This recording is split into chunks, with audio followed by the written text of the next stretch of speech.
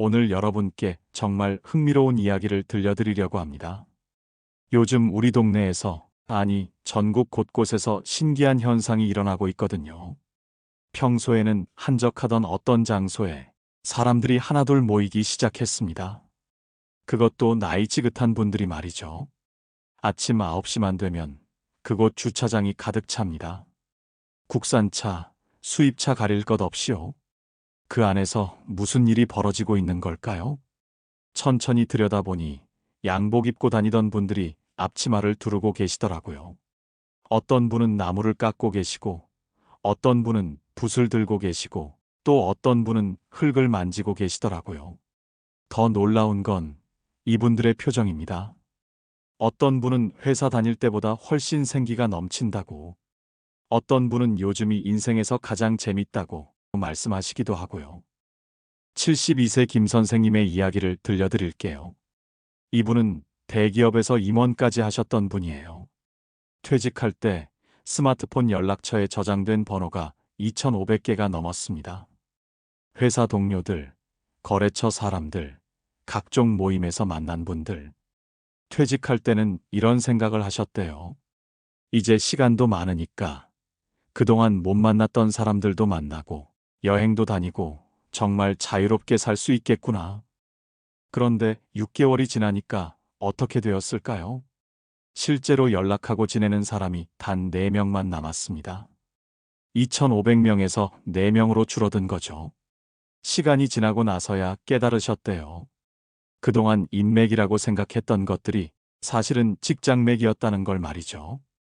일이라는 공통분모가 사라지니까 자연스럽게 관계도 사라진 거였어요.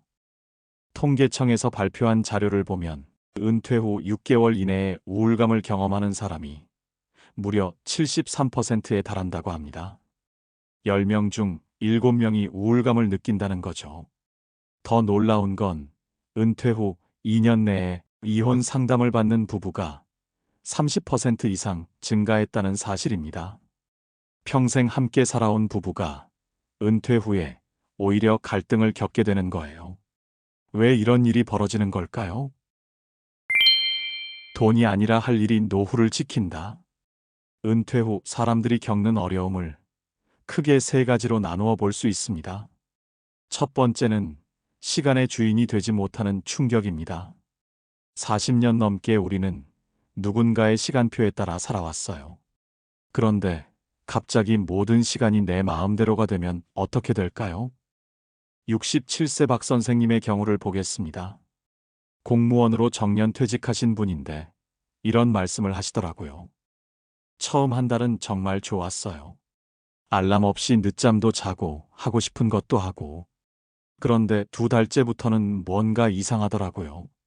하루 종일 아무것도 안 한 것 같은 느낌이 들면서 자꾸 불안해지는 거예요. 대부분의 사람들은 갑작스러운 자유를 감당하지 못합니다. 자유가 기쁨이 아니라 불안이 되는 거예요. 두 번째는 정체성의 상실입니다. 지금 뭐 하세요? 아, 그냥 놀아요. 이 말이 생각보다 사람을 망가뜨립니다. 평생 일을 통해 사회와 연결되어 있었던 사람이 이제는 아무도 자신을 찾지 않는다고 느끼는 거예요. 세 번째는 관계의 급격한 축소입니다. 직장 생활을 할 때는 자연스럽게 많은 사람들을 만나게 됩니다. 그런데 은퇴하고 나면 만나는 사람의 수가 10분의 1로 줄어듭니다. 이런 현실 앞에서 사람들은 어떻게 대처하고 있을까요? 김 선생님도 처음에는 골프를 시작하셨어요. 회사 동료들과 모임을 만들어서 일주일에 2~3번씩 골프장에 나갔죠. 처음 몇 달은 좋았습니다. 그런데 시간이 지나면서 문제가 생기기 시작했어요. 골프는 기본적으로 경쟁 스포츠거든요. 스코어를 놓고 비교하게 되고 실력 차이가 나면 함께 어울리기 어려워져요. 게다가 한 번 나가면 하루 종일 시간을 써야 하고 비용도 만만치 않고 1년 후 12명으로 시작한 골프 모임에서 실제로 만나는 사람은 4명만 남았습니다. 김 선생님은 이때 깨달으셨다고 해요. 아, 이것도 진짜 답은 아니구나. 그럼 도대체 어떻게 해야 할까요? 여기서 처음에 말씀드린 그 장소 이야기로 돌아가 보겠습니다. 사람들이 몰려가고 있다는 그곳. 양복 입던 분들이 앞치마를 두르고 뭔가를 만들고 계시는 그곳. 놀랍게도 그곳은 바로 복지관입니다. 복지관이라고? 그건 어르신들만 가는 곳 아니야? 이렇게 생각하신다면 이제는 복지관에 대한 인식을 완전히 바꿔야 할 때입니다. 복지관이 뭐가 특별해? 하고 생각하실 수도 있어요. 그런데 말입니다. 요즘 복지관 완전히 달라졌습니다. 지금부터 그 이유를 명확히 보여드리겠습니다. 잘못된 길과 현명한 선택. 시간 때우기와 성장하기는 완전히 다르다. 여러분이 알고 계신 복지관은 몇 년 전 모습인가요? 과거의 복지관은 단순히 경로잔치나 무료 급식 같은 복지 서비스 위주였어요. 하지만 지금은 다릅니다. 현대 시니어들의 성장과 배움, 그리고 새로운 관계를 만드는 허브 역할을 하고 있어요. 목공, 도예, 서예, 그림 그리기, 악기 연주, 컴퓨터 활용, 스마트폰 사용법, 외국어, 요리, 원예. 정말 수십 가지의 다양한 프로그램들이 있어요. 그리고 이런 프로그램들을 가르치는 강사들도 전문가들입니다. 더 놀라운 건 참여하시는 분들의 면면입니다. 전직 대기업 임원, 은행 지점장, 공무원, 교사, 의료진. 사회에서 나름대로 성공하셨던 분들도 많이 오세요. 앞서 말씀드린 김 선생님도 바로 복지관에서 새로운 인생을 찾으신 분입니다. 골프가 마음에 들지 않아서 고민하던 중 유튜브 강연 프로그램을 보고 동네 복지관에 가보게 되었어요. 내 나이에 진짜 복지관이 도움이 될까? 의구심을 가진 채 말입니다. 그런데 막상 가보니 생각과 완전히 달랐어요. 김 선생님은 목공 프로그램에 등록하셨어요. 어릴 때 시골에서 할아버지가 나무를 깎는 걸 보고 자란 기억 때문이었죠. 처음에는 간단한 연필꽂이도 제대로 못 만들었어요. 하지만 포기하지 않으셨어요. 3개월이 지나니까 조금씩 모양이 나오기 시작했어요. 6개월 후에는 작은 선반을 만들 수 있게 되었고, 1년 후에는 복잡한 문양까지 새길 수 있게 되었어요. 무엇보다 중요한 변화가 있었습니다. 김 선생님의 표정이 완전히 달라진 거예요. 요즘이 내 인생에서 가장 재밌는 것 같아요. 이런 말씀을 하시더라고요. 왜 이런 변화가 일어났을까요? 여기서 중요한 질문을 하나 던져보겠습니다. 골프나 등산은 왜 문제가 되고, 목공은 왜 좋은 결과를 가져왔을까요? 답은 의외로 간단합니다. 골프나 등산은 여가 시간 때우기에 불과하기 때문입니다. 근본적인 해결책이 아니라 그냥 빈 시간을 채우는 것에 그치는 거죠. 65세 이 선생님의 경우를 보겠습니다. 은행에서 지점장까지 하셨던 분이에요. 퇴직 후에는 주로 집에서 TV를 보며 시간을 보내셨어요. 아침에 일어나서 뉴스 보고, 점심 먹고 드라마 보고, 저녁에는 예능 프로그램 보고. 6개월이 지나니까 이상한 증상이 나타났어요. 밤에 잠이 안 오는 거예요. 하루 종일 앉아서 TV만 봤으니까 몸은 전혀 피곤하지 않고 뇌는 수동적으로만 자극받아서 활동이 둔해진 거죠. 더 심각한 건 요즘 유행하는 짧은 영상들에 빠지신 거예요. 유튜브 쇼츠나 릴스 같은 것들 말이죠. 하루에 몇 시간씩 보게 되었어요. 우리 뇌는 한 번에 5개에서 9개 정도의 정보를 처리할 수 있는데 짧은 영상들은 너무 많은 정보가 한꺼번에 들어와요. 뇌가 처리할 수 없을 정도로 말이죠. 그러면서 점점 집중력이 떨어지고 깊이 있는 사고를 하기 어려워집니다. 그럼 어떤 취미가 좋은 취미일까요? 좋은 취미의 조건을 5가지로 정리할 수 있습니다. 첫째, 혼자서도 할 수 있어야 합니다. 다른 사람에게 의존하지 않고도 즐길 수 있어야 해요. 둘째, 시간이 쌓일수록 성장해야 합니다. 하면 할수록 실력이 늘고 깊이가 더해져야 해요. 셋째, 기술이나 지식이 축적되어야 합니다. 뭔가를 배우고 익히고 쌓아가는 과정이 있어야 해요. 넷째, 생산적이어야 합니다. 소비만 하는 것이 아니라 뭔가를 만들어내는 요소가 있어야 해요. 다섯째, 저비용이어야 합니다. 노후에는 수입이 제한되어 있으니까 지속 가능해야 해요. 이 다섯 가지 조건을 모두 만족하는 취미가 있을까요? 네, 있습니다. 바로 성장형 학습 취미입니다. 구체적으로 말씀드리면 독서, 글쓰기, 그리고 기술을 요하는 창작 활동들이에요. 목공, 도예, 서예, 그림 그리기, 악기 연주, 요리, 원예 등등이 있습니다. 이 중에서도 가장 접근하기 쉽고 가장 효과가 큰 것이 바로 독서입니다. 그것도 특별한 방법이 있어요. 바로 10족 독서법입니다. 74세 정 선생님의 독서 이야기를 들려드릴게요. 이분은 교직에 계셨던 분인데 퇴직 후에 갑자기 책이 읽히지 않더라는 거예요. 젊었을 때는 밤새워 책을 읽기도 했는데 이제는 한 페이지도 집중이 안 돼요. 그래서 아예 독서를 포기하고 계셨어요. 그런데 우연히 복지관에서 독서 모임이 열린다는 얘기를 듣고 가보게 되었습니다. 그곳에서 만난 것이 바로 10족 독서법이었어요. 한 권을 다 읽으려고 하지 말고 딱 10쪽만 읽는 거예요. 그것도 매주 정해진 시간에만 서점이나 도서관에 가서 말이죠. 정 선생님은 매주 토요일 오전 10시에 동네 도서관에 가셨어요.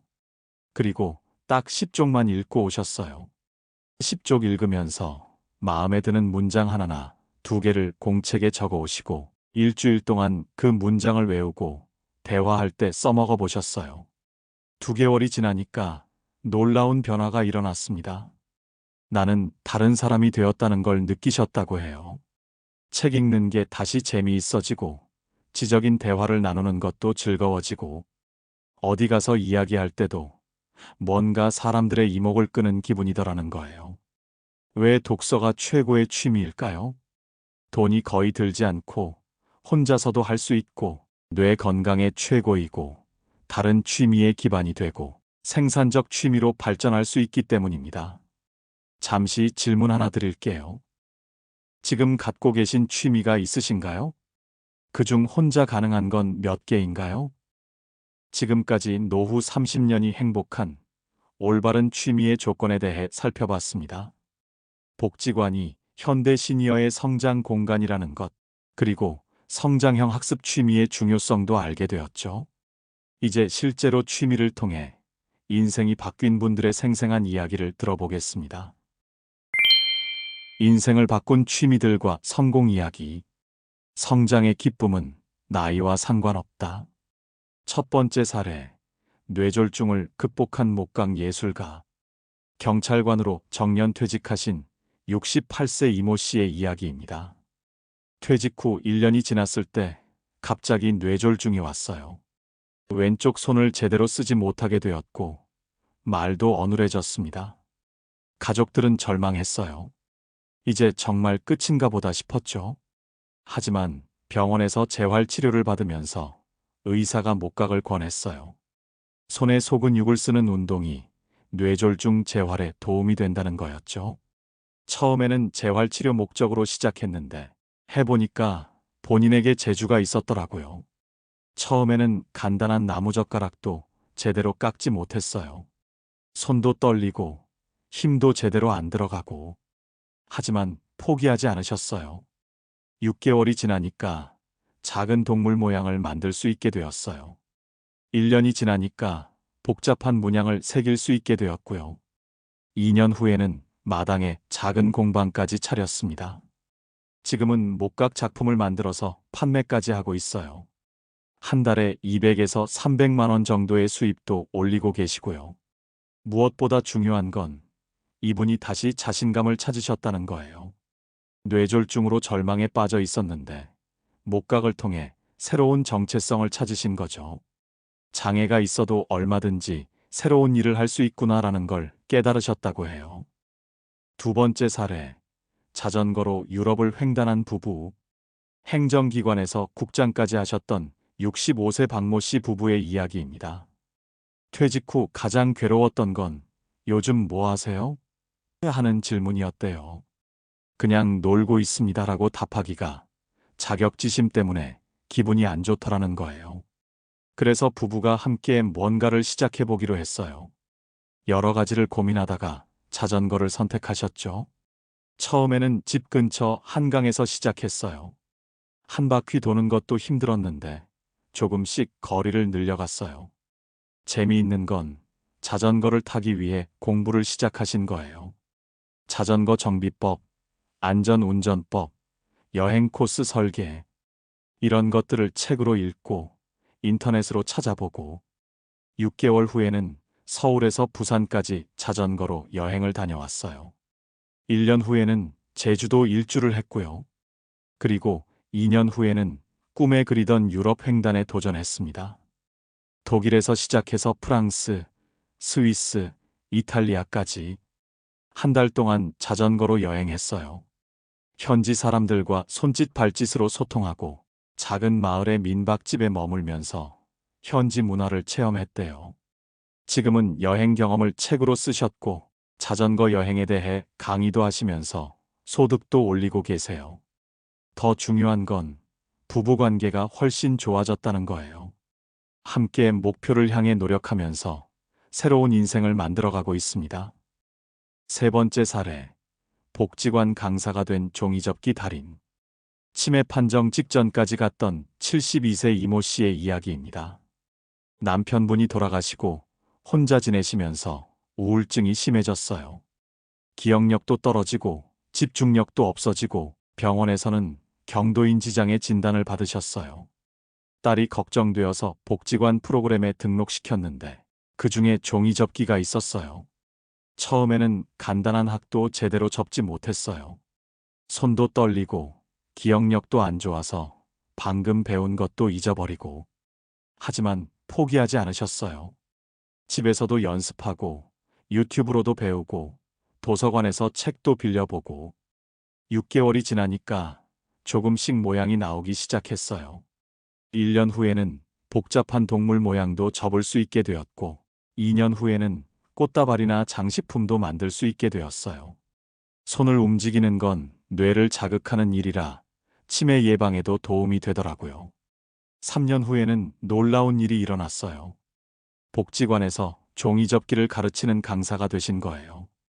지금은 다른 어르신들에게 종이접기를 가르치면서 큰 보람을 느끼고 계시고요. 네 번째 사례, 우울증과 무력감을 이겨낸 서예 모임. 제 친구 중에 이런 분이 계세요. 중견기업에서 부장까지 하셨던 68세 김모 씨인데 퇴임 전에는 나는 정말 미친 듯이 놀 거야 라고 호언장담하시더라고요. 그런데 막상 퇴직하고 나니까 현실은 달랐어요. 처음 한 달은 좋았습니다. 늦잠도 자고 TV도 마음껏 보고. 하지만 3개월이 지나니까 이상한 증상이 나타났어요. 아침에 눈을 떠도 일어날 이유가 없더라는 거예요. 오늘 뭘 해야 하지? 이런 생각이 들면서 다시 이불을 덮고 누워있게 되고 점점 말수도 줄어들고 짜증도 늘어갔어요. 아내분이 걱정이 되어서 당신 요즘 너무 이상해. 뭔가 좀 해봐라고 말씀하셨는데 김 씨는 이렇게 답하셨대요. 뭘 하라는 거야? 할 게 없는데. 그 순간 자신이 심각한 상태라는 걸 깨달으셨어요. 평생 바쁘게 살아온 사람이 갑자기 아무것도 안 해도 되는 상황이 되니까 오히려 그게 독이 된 거였어요. 그러던 어느 날 산책을 하다가 우연히 동네 사찰 앞을 지나가게 되었어요. 그곳 게시판에 서예 모임 회원 모집이라는 작은 포스터가 붙어 있더라고요. 순간 어릴 때 기억이 떠올랐어요. 할아버지가 큰 종이에 붓으로 글씨를 쓰시던 모습. 한번 해볼까? 하는 생각이 들더라는 거예요. 첫 수업날, 김 씨는 손이 떨려서 제대로 선 하나 긋지 못했어요. 옆에서 70대 할머니가 멋진 글씨를 쓰시는 걸 보면서 내가 여기서 뭘 하고 있나 싶었대요. 하지만 그날 밤 이상한 일이 일어났어요. 오랜만에 깊이 잠들었다는 거예요. 그리고 다음 주 수업이 기다려지더라는 거예요. 6개월이 지나니까 놀라운 변화가 일어났어요. 김 씨의 하루가 완전히 달라진 거예요. 아침에 일어나서 서예 연습을 하고 온라인으로 다른 작품들도 찾아보고 전통 서예에서 시작해서 점차 현대적인 캘리그라피까지 익히게 되셨어요. 1년 후에는 더 놀라운 일이 벌어졌어요. 사찰 행사 현수막을 직접 써드리게 된 거예요. 스님이 솜씨가 제법이네요 라고 말씀하시는 순간 김 씨는 가슴이 벅차오르더라고 해요. 아, 내가 아직 누군가에게 도움이 될 수 있구나. 지금은 작은 캘리그라피 스튜디오를 운영하고 계세요. 결혼식 청첩장, 돌잔치 현수막, 카페 메뉴판. 엄청 많은 돈을 버는 건 아니지만 꽤 호구지책을 하면서 아주 즐겁게 인생을 살아가고 있습니다. 무엇보다 매일 아침이 기다려진다고 하시더라고요. 이런 사례들을 보면 공통점이 있어요. 모두 처음에는 기술이 없어서 연습을 통해 몸에 익히는 과정을 거쳤다는 거예요. 그리고 그 과정에서 성장의 기쁨을 느끼셨다는 것입니다. 심리학자 칙센트미하이의 몰입 이론을 보면 진짜 취미는 전문성과 재미가 만나는 지점이라고 했어요. 단순한 여가 활동을 넘어서 하나의 돌을 터득한 형태가 되는 것. 이게 진정한 취미라는 거죠. 처음에는 배우는 동안 고되고 때로는 지루할 수 있어요. 하지만 일정 수준에 도달하면 내가 나만의 것으로 변주할 수 있고 내 안에서 진미를 느끼는 순간이 와요. 독서도 마찬가지고 목공도 마찬가지고 종이접기도 마찬가지예요. 처음에는 어렵지만 계속하다 보면 그 시간이 기다려지고 새로운 것을 배우는 설렘을 느끼게 되는 거예요. 여러분, 혹시 기억하고 계신가요? 무언가 배우고 성장하며 성취감을 느꼈던 그 순간 말이에요. 취미가 두 번째 일이 되는 순간. 취미는 끝이 아니라 다음 직함의 시작이다. 여기서 잠깐 앞서 들려드린 성공 사례들을 다시 생각해 보세요. 뭔가 공통점이 더 있지 않나요? 목각 예술가는 작품을 판매하고 계시고, 자전거 부부는 강의를 하고 계시고, 종이접기 달인은 강사가 되셨고, 서예를 배워 캘리그래피 사업을 시작하셨죠. 이분들의 취미가 단순한 개인적 즐거움에서 끝나지 않았다는 겁니다. 어느 순간 두 번째 일이 된 거예요. 기술이 쌓이면 역할이 생깁니다. 가르침, 봉사, 때론 작은 수익. 김 선생님은 목공으로 지역 아동센터 선반을 만들어주고 박 부부는 자전거 안전 교육을 시작했습니다. 복지관, 도서관, 동네 모임이 무대가 됩니다. 처음에는 배우러 갔던 그곳에서 이제는 가르치는 사람이 되는 거예요. 이건 단순한 취미 활동과 완전히 다른 차원입니다. 사회적 역할을 되찾는 거예요. 나도 누군가에게 도움이 될 수 있구나라는 걸 깨닫는 순간 정체성이 다시 살아납니다. 퇴직 후 잃어버린 세 가지를 기억하세요. 시간, 일, 관계. 그런데 성장형 취미는 이 세 가지를 모두 되돌려줍니다. 시간은 의미 있게 쓰게 되고, 일은 새로운 형태로 돌아오고, 관계는 더 깊어집니다. 같은 관심사로 만난 사람들과의 관계는 직장 관계보다 훨씬 진정성 있거든요. 취미가 두 번째 일이 되는 과정은 대략 이렇습니다. 1단계, 개인적 즐거움 처음 6개월. 2단계, 기술 습득과 성장 6개월에서 2년. 3단계, 타인과 공유 2년 차부터. 4단계, 사회적 역할 3년 차부터. 4단계에 도달하면 여러분은 완전히 다른 사람이 되어 있을 겁니다. 더 이상 그냥 노는 사람이 아니라 사회에서 필요한 역할을 하는 사람이 되는 거예요. 여러분도 한번 상상해 보세요. 내 취미가 누군가에게 도움이 되는 그 순간을 말입니다. 오늘부터 시작하는 변화의 4주 플랜. 황금기를 빛나게 하는 건 작은 취미와 꿈이다. 그래, 취미가 중요한 건 알겠어.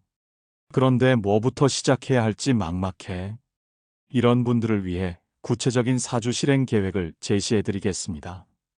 72세 최 선생님의 변화 이야기부터 들려드릴게요. 최 선생님은 중견기업에서 35년간 일하시고 정년퇴직하신 분입니다.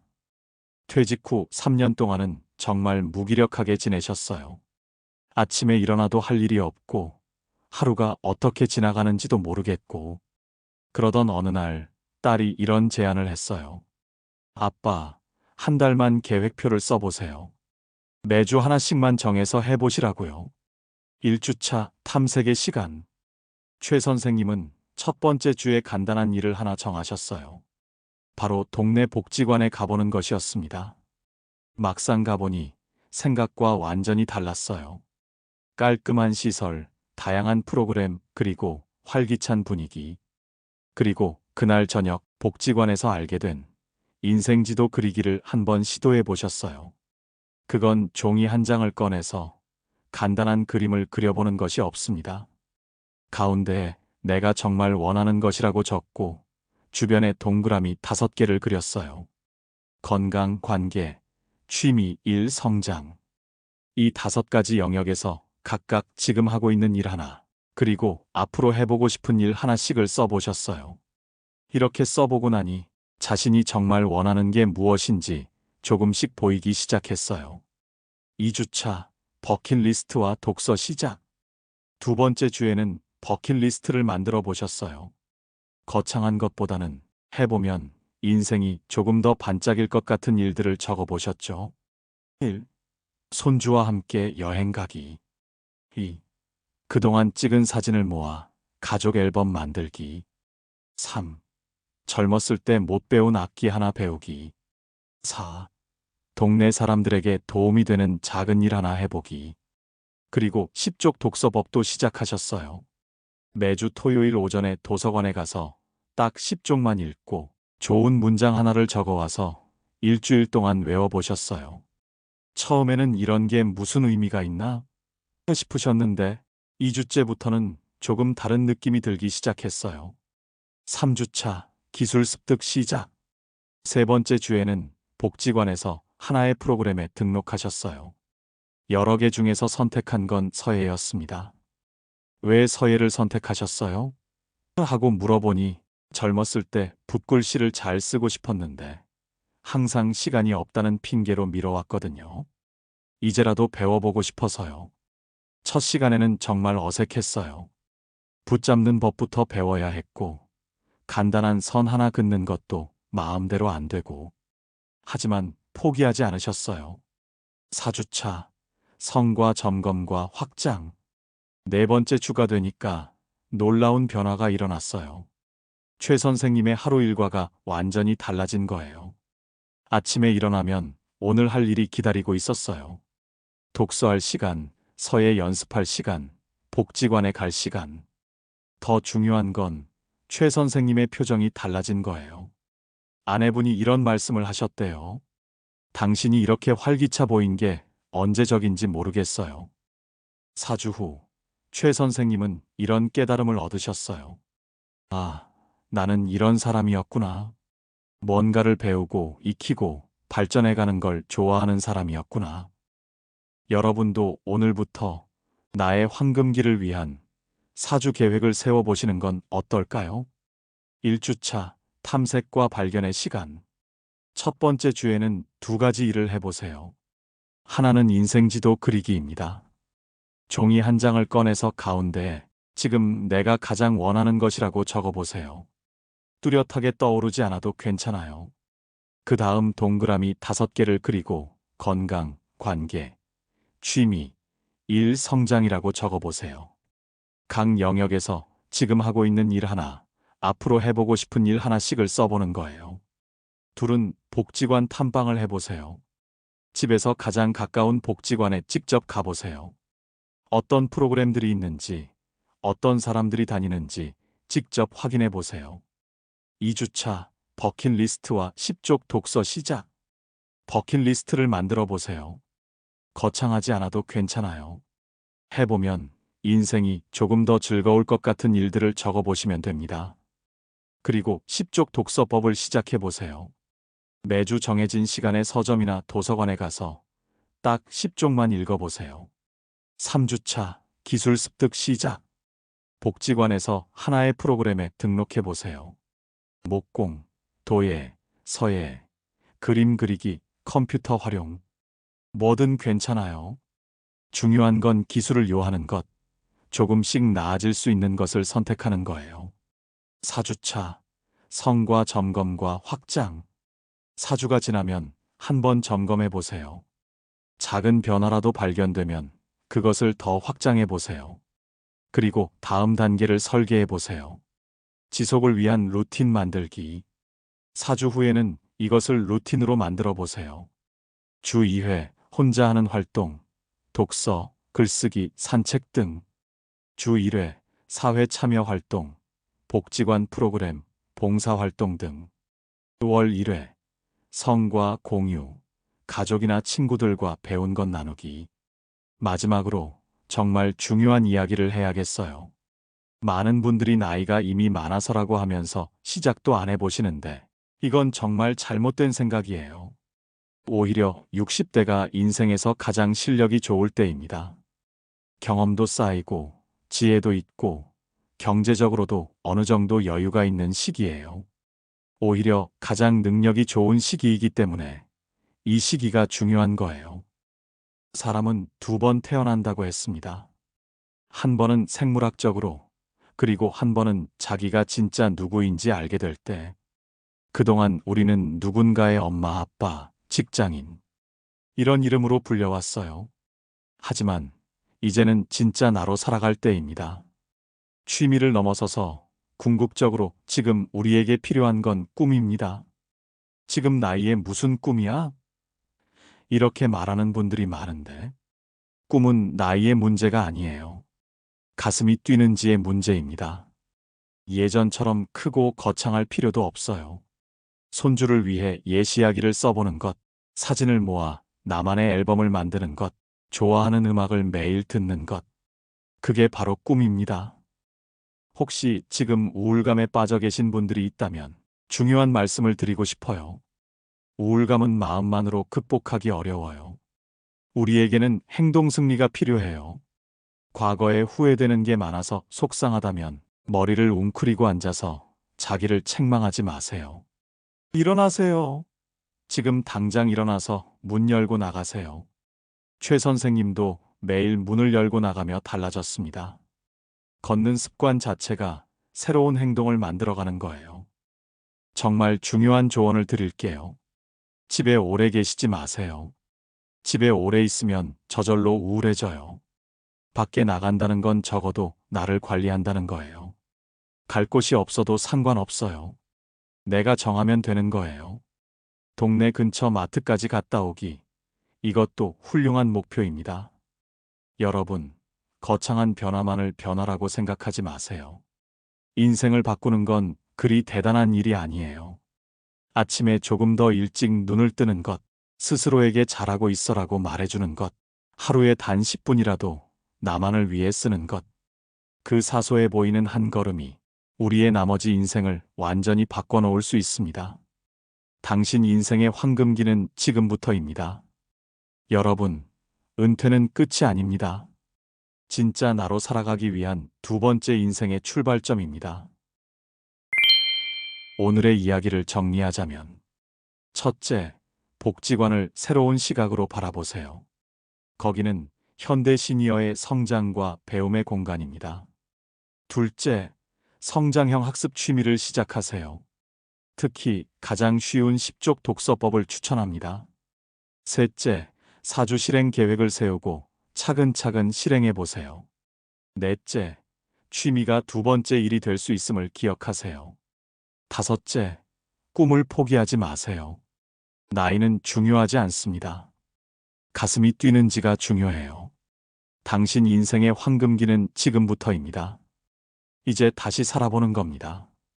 이번에는 오롯이 나 자신으로. 30분 넘는 시간 동안 긴 이야기를 끝까지 들어주셔서 감사합니다. 오늘 하루가 끝나기 전 단 하나만 해보세요. 복지관에 전화 한 통만. 체험 수업 가능한가요? 라고 묻고 날짜 하나를 적어두세요. 그 메모가 당신의 황금기를 여는 첫 일정이 됩니다. 오늘 이야기가 여러분의 마음에 작은 씨앗 하나라도 심을 수 있었다면 그것만으로도 충분합니다. 이상으로 나이들매 품격이었습니다. 황금빛으로 물들어가는 여러분들의 행복한 인생 이막을 응원합니다. 오늘 영상이 도움이 되셨다면 구독과 좋아요 부탁드립니다. 끝까지 시청해 주셔서 감사합니다.